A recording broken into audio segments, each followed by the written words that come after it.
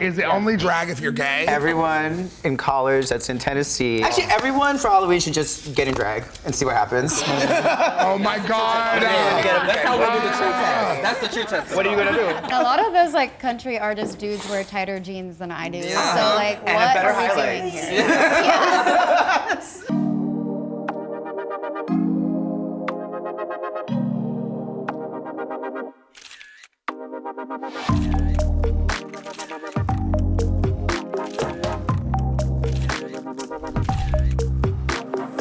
Hey Billboard, I'm Maren Morris. What better way to celebrate Pride Month than to talk to the most incredible artists in drag? I am on hallowed ground right now, being here with you guys. It's incredible. Thank you for being here. We just finished our cover shoot for Billboard's Pride issue. I want to ask each of you to introduce yourself with your name, your pronouns, and how you would describe your drag. Symone, do you want to kick it off? I would. Hello there, my name is Symone. She, hers is in the drags. And I would describe my drag as authentic, unapologetic, and everything. Landon, what about you? My name is Landon Cider, and I am the winner of season 3 of Boulet Brothers Dragula. My pronouns in drag are he, him, his. Outside of drag are she, her, hers. And I would describe my drag as glamdrogynous. Newly crowned queen, Sasha Colby. I'm Sasha Colby, winner of season 15 of RuPaul's Drag Race, and my pronouns are she, her, goddess. I would call my type of drag NC-17. Eureka. Okay, so my name is Eureka O'Hara. My pronouns are she, her, they, them, and my type of drag is big and loud, ever growing. How have you come to terms with the number of anti-LGBTQ bills passing through the state legislatures around the country? I mean, I live in Tennessee, so I feel like that's unfortunately leading the forefront of a lot of them. We have a couple Southern queens here, so maybe you kick us off with just how it's affecting you. I don't think I come to terms. I don't know if I've come to terms with it exactly. I find myself. I think I've just realized that I'm in a rage about it. To see all of these things that are coming up, this hate, this vitriol, for people who only just spread love and only want to be seen, accepted, and loved. I cannot believe in 2023 we're here, especially after all this, being on the show and doing the respective shows that we've done and being embraced over all these years. For it to feel like such a come around of a backlash is insane to me. And it's infuriating. That's the best word I can think of right now. And I won't come to terms with it because we deserve everything that you think that we don't deserve, we do deserve, because we're human beings. That's it. It's period. So it's infuriating. I hope that people become educated from the round table. I hope they see that we're humans, and I hope that people open their minds and their hearts and realize that we deserve to be happy, loved, and to live our lives, just like you. I mean, depending on shows in a certain state, like have you seen it affect your own bookings or your friends' bookings? I feel like in our group chats, we're all very on high alert. We're very nervous. We're asking our friends, like asking Aura, who's in Tennessee, who's in Nashville, like, how is it? Like, so I think everyone's just being cautious, but we also realize with this huge, it's just so wild for us to be in this forefront of happiness and joy and celebration and all the things that drag is, which is why drag is so popular right now, which is why it's such a voice in pop culture. It's hitting a nerve with people, good and bad. And I think the bad is they see how good we're doing and how happy we're making people and how out of the matrix, you know, our kids are coming, and it's not grooming, it's actually making space for them to be themselves and not groom them. If we're gonna say grooming, and the only part of grooming that I would say is I'm grooming them to be themselves and to find joy in their authentic selves. And that's not anything negative, that's joyful and beautiful. And for me and my particular style of drag and my bookings and things, I perform a lot of political drag. I do a lot of political statements and I perform a lot of moments where I know it's maybe triggering because people come to a drag show to forget their shit day, to try to smile and laugh and not be reminded of things. But sometimes when you can't help it. You have to find the community, and that's what we've done since the beginning. When we were hiding and we were forced in our closets and we were forced to create our secret spaces, we found community and we were bonding and forging these relationships in this underground culture, and then to be now it's celebrated in the mainstream and then it backfired and now it's thrown in our face, and we didn't force it to be mainstream. They did, because we were just doing our thing.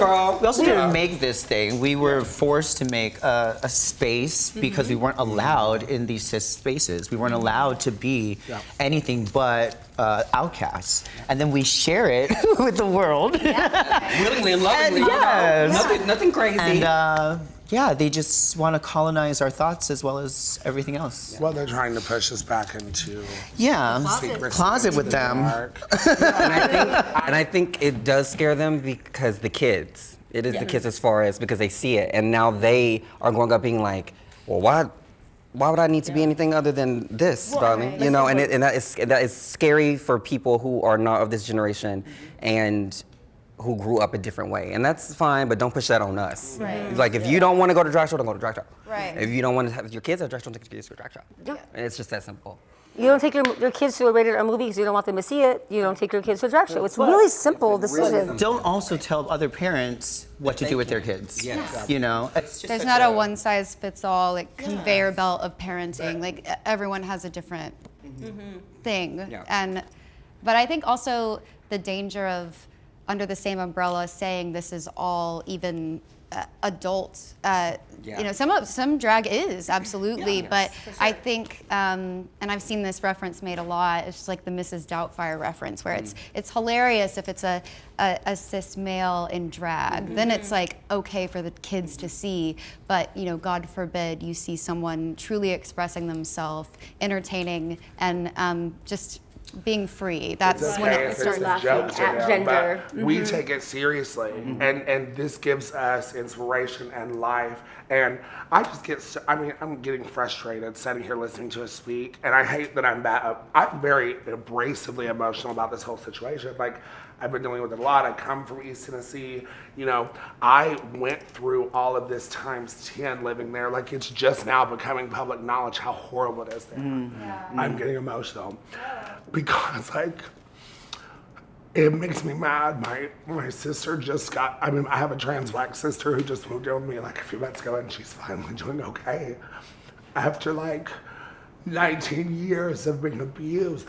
And that's what this is. You all know it's not about drag. Let's be real. It's not about drag, girl. Let's be real. They tried to push trans people back out of existence, and they got backlash to a point where they weren't allowed. This is something that they can actually, because they were trying to say, oh, well, because old men go into the bathrooms, you can't have the bathroom.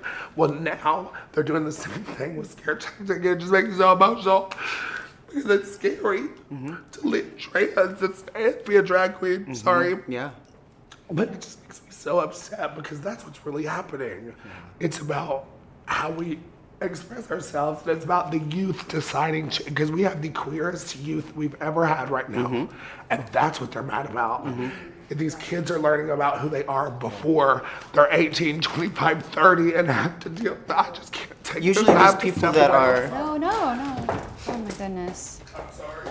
I mean, honestly, this should be the base emotion is like anger, frustration, like. And usually all these tactics is the people that do groom little kids are usually these people that are grooming queer kids. So if queer kids are finding themselves quicker, then they can't use shame to abuse them. You know? They're projecting their own hatred and fear of their own community and their own small, safe Or spaces. even just the fact that they literally, this whole thing of being trans is they sexualize us.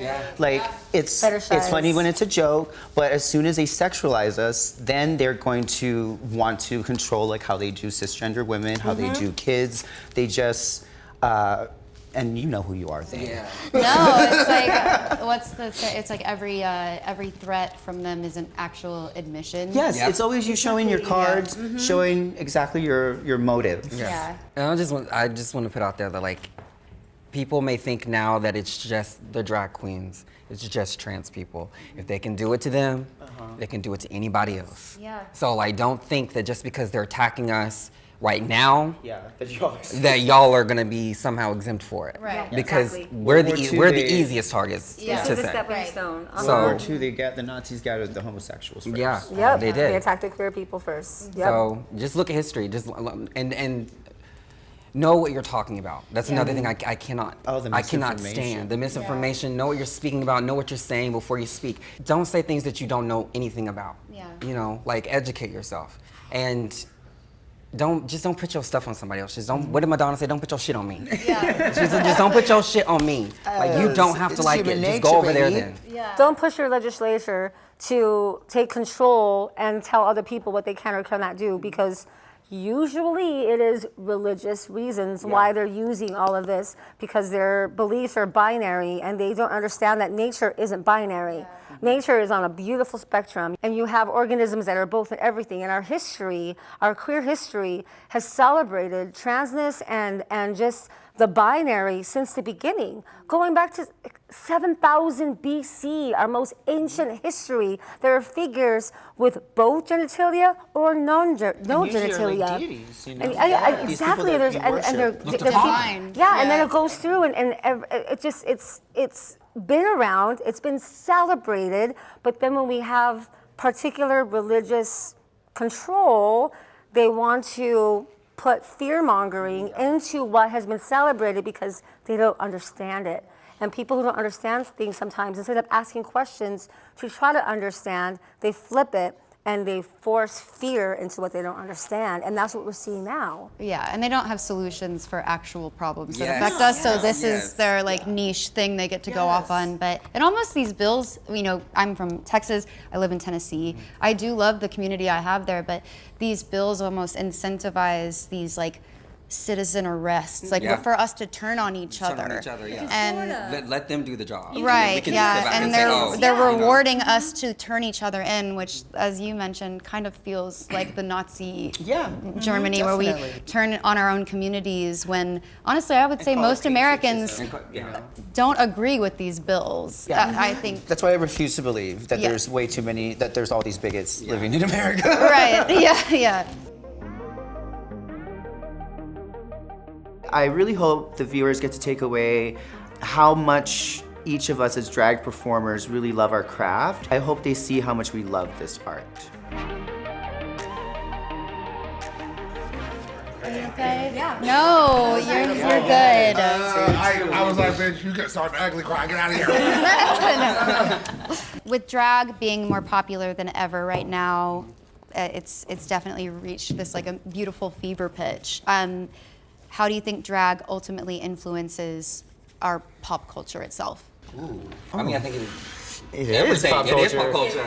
We used to be a mirror. Sorry. We used to be a mirror, like in the 70s, 80s, 90s. We would mirror pop culture, and now we get to be pop culture and be the tastemakers. We are who celebrities, designers, artists are inspired. Yeah. True, to. no longer in the dark. Yeah. And I saw something Melissa McCarthy. She's doing Ursula, and I saw she said at the premiere. She said, "I stole everything I know from a drag queen," and that she admitted it, and that is the truth of life. You know. She was a divine impersonator for was, years yes. before she got her acting work. Yeah. So I mean, we're everything, darling. So it's like the flip for me, like, because as a drag king, I don't see myself and my particular version of my art form celebrated the way the art of the drag queens are. So it's bittersweet because I see my sisters like being catapulted into this stardom, and it's beautiful, and I'm so excited for and happy for all of them. But it also has that like, when are we going to understand that kings have been around just as long, if not longer, in some cultures, and drag queens. Like we've toured internationally before in the 1800s. Like there's been so many amazing history of drag kings, but sexism, misogyny takes over a lot, and that's why trans women have been hidden secret too. It's that same misogyny, it's the same sexism, and you have men write history books and men write women out of it. Right, yeah. That's where the line is drawn. I hope the viewer takes away just new perspectives and understand that we're human and we live authentically. And whether we are living a trans experience or like myself, this is just a drag performance, I hope they understand that we just want to share love and share our art form. Why, obviously there's so much bad that comes from the hatred and the discrimination, but it being publicly talked about in these discussions, and how many people have stood up for drag, how much money we're raising for ACLU, right? And honestly, this opportunity for all of us, including you, and maybe more especially you, being a drag king and being that representation, like this is the first step towards it, right? RuPaul had that opportunity. We have yet to see her take up that opportunity, We see masculinity celebrated on the runway, on RuPaul's Drag Race all the time. In the Snatch Game and Victoria, and Mo Hart doing these really masculine looks that are iconic, but still we still don't see King, so, yeah. Well, and culturally, maybe that's an issue too, because it's taught, and I think obviously it's also like you talk about the sexism, misogyny, all this, it's also heteronormative culture of like men are men and women are women, and seeing a drag king even more is probably harder for them to see. Because they don't know how to sexualize and objectify you. Yeah, they're confused. Exactly. But we're the strippers and but we're the strippers and the hookers and the go-go dancers. I do the type of drag that's not actually very slutty, normally. But it's like, anymore, girl, I'm just like, well, why not? I'm just saying, that's the type of drag you do. But for me, it's like, I do like big drama, theatrical drag. And there are different types of drag. And some shows aren't, there's some shows literally that are more geared towards that, and then other shows that are 18 and up most of the time. To kind of piggyback on what you were saying, with these bills, because they're so vague in their language, it's intentionally hard to know where the line is between what is drag and what is not. So how do you see that impacting your creativity or expression going forward? Or will it even? Like, what is drag? Like, in Tennessee, saying, it's really to eradicate and fearmonger, the existence of trans people. But we're protecting the kids, and there were many people that were like, okay, well, if Harry Styles comes and does a concert at Bridgestone Arena in Nashville and has a frilly shirt on, or a skirt or a dress, or Halloween, what do we do then? Is it only drag if you're gay? That's the question. I would love to round up Morris. everyone in college that's in Tennessee on Halloween wearing their girlfriend's bras on their heads. I would love to arrest them. Actually, everyone for Halloween should just get in drag and see what happens. Oh my God! I want everyone to get in drag. What are you gonna do on Halloween? That's the true test. What are you gonna do? And girl, get out of your car and turn the song on and perform in the street. Yes. And a lot of those country artist dudes wear tighter jeans than I do. So and a better highlight. Yes. And more makeup sometimes. Actually, more makeup too. It's like one of the most impeccable. All the beauty in country music is always so good. It's elevated. At a very elevated level. Yeah, I mean, and Dolly has said if she wasn't Dolly Parton, she'd be a drag queen. It's elevated to a level because I mean, especially when I'm going into glam for an event, I'm looking at a lot of y'all's photos. Talking about culture impact, I mean, it does affect me. I'm a straight woman, but I love beauty. I look at this community as something that just is fascinating to me because I want to sit and be beat for the gods. And so even the language, I just said something that totally was born out of this community. And so I think for me, I exist in this space of country music, and it's, you don't have to do much to be seen as a brave voice there, unfortunately. Which is why I said that it's important for you to be here, because country music, I'll say rap music, hip hop, those genres need it more than I think any other for people to come out and say something, because those are the ones that are more heteronormative and they have a lot of people's ears in America. Absolutely. Especially hip hop is the most listened. Hip hop and country are the most listened to. Yeah, so for you to be here and say those things and to be present is very important. We need all of our divas, the people who love the gays, that say they love the gays 2 years ago. We need you to love us now. And the men, everybody who said it 2 years ago, say it now. All the guest hosts on Drag Race. All the guest hosts on everybody, because it's a literal attack and it's not a joke. Right. It's in Tennessee. It's happening. So if it can happen there, it can happen anywhere.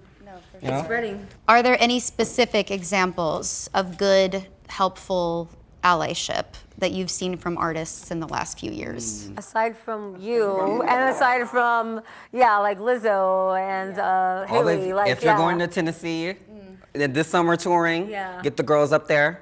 You know, I think that's very important. The local girls, not just Ru girls or Kings as well. Yes. You know, it's these small towns with a lot of drag, and I noticed a lot of small, like southern towns.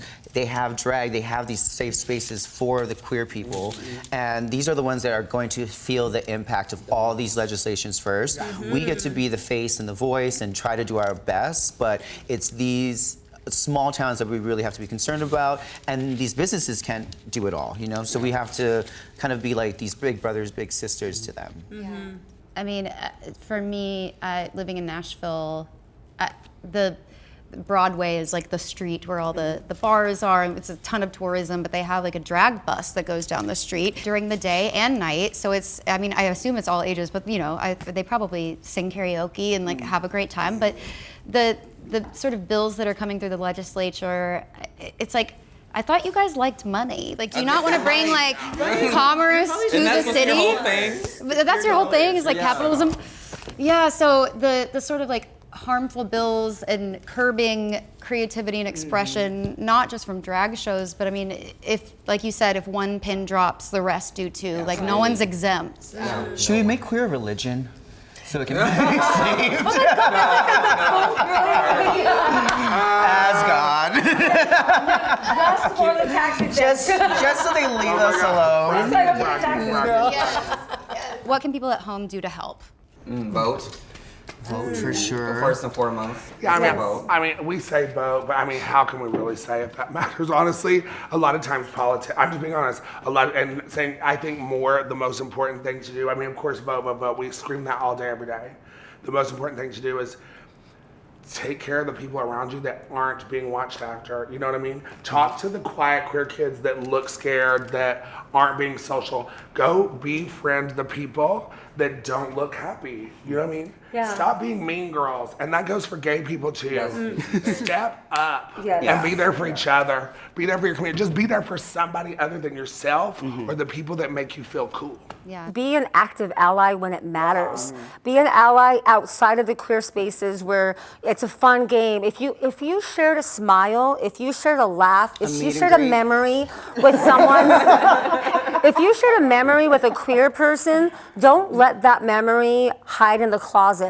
Take that memory and take it out where it counts. Take it to the pulpits. Take it to your family reunions. Take it to the locker rooms. Take it to the places where you know you're gonna get shat on for speaking up for us. But that's where it matters the most, is that when they see, oh, well, why are they fighting so hard? And maybe might open some eyes. Be an ally where it matters, not just in these individual places. I want to piggyback on this whole voting is the most important part. Obviously, that sounds crazy, but what I mean is, go to these organizations that pay lobbyists to watch out for the progression of these bills. Because it's not at a state and a national level that we're being harmed. It is the small community governments, the city governments, things like that. But when we have organizations like ACLU and things of that nature, every state has those queer lobbyists. The Tennessee Transgender Political Coalition would be a great one for any of you all to donate to. Those women are persecuted by their own trans and queer community because they're not the most beautiful or glamorous, but they're the smartest people I've ever met. You know, and that's another thing. That's why I say the mean girl thing, the mean gay thing. Y'all, we talk about it all day, but you know what? Be nice to each other and start supporting them girls just because they don't look like what you think they need to look like. Respect every trans person that you see. Respect every type of drag you see. You know what I'm saying? And give back in that way. It's not about voting for the president. By the time the president gets in, girl, that president's there. You know what I'm saying? I wasn't talking about that. I wasn't talking about that. I was talking about local things. Like it is very important because that we just said the Tennessee, they're putting in these laws. So yes, you need to vote. It's very important. And they're banking and have been successful because people in the local government, like the local elections, have not shown up. Yes. Because they assume Exactly. they're only going to vote in midterms or the presidential. Midterms or the presidential. Well, and the thing about that is there's so many levels of politics. Right. I don't expect any one of us to know all the levels of our local politics, our city, and our state, and our national. That's why I think it's so important to find those organizations, educate yourself on the people that you can support that get paid full time, and have the time to focus on those things that have your back, you know? That's what we mean. What I would say, like, for allies, I always tell my cis het friends who have children, anyone who has kids, I say you don't have to go to every protest, you don't have to go to every platform and stand on your soapbox. What you do have control over is the 2 kids you created. And all you can do is to leave this world a little better than you left it. So make those 2 kids allies, make them go vote correctly. You have 1 vote in this country, right? And you vote for your interest. Start making your interest everyone else's interest. You know, the discussion that we're having today is really important, especially during this time. And also, it's nice to have this set of diversity at the table, having conversations and their opinions. And that's what people need to take from moments like this during crisis for anti-drag. You need to be listening to those that are knowledgeable about it. I guess I'll turn it over to y'all if you have any questions for me. You're using your platform as an ally beautifully already. And we appreciate you, we see you, you've been celebrated by our community and thanked endlessly, I'm sure, on your social media and your DMs. So we thank you now for it is easy. It's not a hard thing to do to be an ally and to use your platform in the way that you do. But how would you encourage your peers to do the same? I've heard the term "shut up and sing" more times than I could ever count. That's always like the cutesy threat, but I think. Yes. Yeah, it really started with the chicks, and I think it's just ramped up since Trump. But I would say to my peers that are artists and in this space, also like record label heads, like who they're signing, publishers, like songwriters, you know, you don't realize, like, even if I don't think any of us really got into this art form that we have chosen to be an activist, but that's sort of just thrust upon you to exist in this space and to feel like you can sleep at night, honestly. Or even like with social media, like just being a personality, a celebrity, it's you have to take a stand. Yeah, and it's galvanized for me even more so since having my son in 2020. And I would say to my like artist peers, you're gonna lose fans along the way. Like that's just part and parcel of being public facing. But I think the lane that you're widening, and I see it just year by year at my shows, the crowd, it feels so diverse and so safe. Like there's not, you know, this threat of like, oh, I'm gonna get like beat up in the parking lot because I like wore this today or whatever.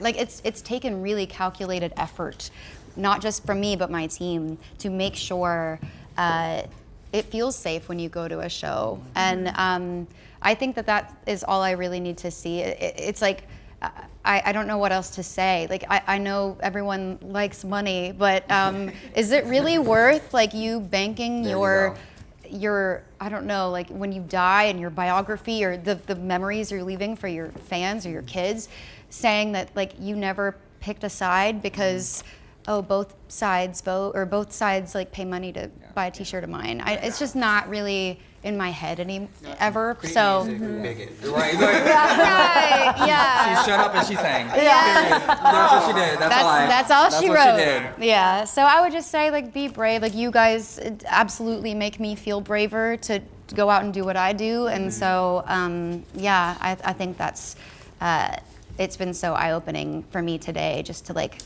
have this conversation, but also like hear your hearts, and just you guys are all killing it, and I'm such a fan. I've tried to keep my cool today, but I've been like last time I saw Sasha, I was a guest on Drag Race, and I was just floored. It was like episode 3. Yeah, but I was like, I think she's gonna be okay.